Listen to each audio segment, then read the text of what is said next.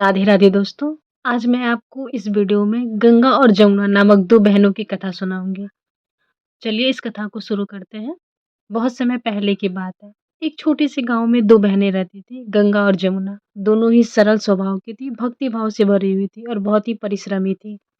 एक बार दोनों बहनें एक साहूकार के खेत से होकर जा रही थीं। उत्सुकतावश जमुना ने बिना अनुमति के साहूकार के खेत से गेहूँ के 13 दाने तोड़ लिए।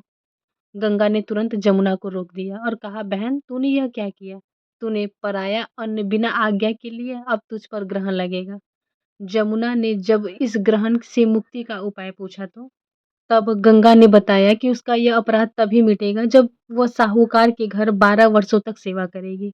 गंगा की बात मानकर जमुना साहूकार के घर पहुंची और नौकरी पर रखने को कहा। जमुना ने साहूकार के सामने 4 शर्तें रखी। वह यह कि 4 काम नहीं करेगी। जूठे बर्तन नहीं मांजेगी, झाड़ू नहीं लगाएगी, बिस्तर नहीं बिछाएगी, दिया नहीं जलाएगी। साहूकार ने जमुना की शर्तें मान ली और उसे काम करने पर रख लिया।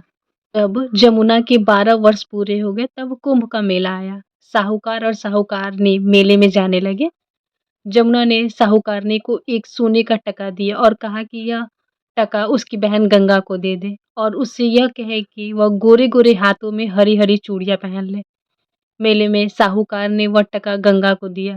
टका लेते ही गंगा ने साहूकार को संदेश दिया कि जमुना से कहना है कि तुम्हारे 12 वर्ष पूरे हो गए, अब तुम आ जाओ। साहूकार और साहूकारनी जब वापस आए तो उन्होंने जमुना को गंगा का संदेश दिया तो जमुना मुस्कुराई। उसी क्षण उसके नेत्रों से आंसू झलक पड़े और वह शस्त्र धारण करके बहने लगी, यानी उन्होंने स्वयं जमुना नदी का रूप ले लिया। इसी तरह गंगा जी के पास चली गई। जमुना जी को नदी के रूप में बहते हुए देखकर साहूकार और साहूकारनी बहुत दुखी हुए और शर्मिंदा हुए।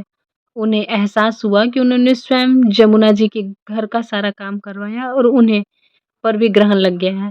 रात को जमुना माता ने साहूकार दंपति को स्वप्न में दर्शन दिए। उन्होंने कहा कि वे दुखी ना हो और ना ही भोजन को ग्रहण करें। जमुना माता ने समझाया कि साहूकार का इसमें कोई दोष नहीं है। उन्होंने स्वयं साहूकार के खेत में गेहूँ तोड़े थे, जिसके कारण उन्हें ग्रहण लगा था। साहूकार के घर में 12 वर्षों तक सेवा करने से उनका पाप धुल गया था। साथ ही साहूकार के घर का भी उद्धार हो गया था। इतना कहकर माता अदृश्य हो गई।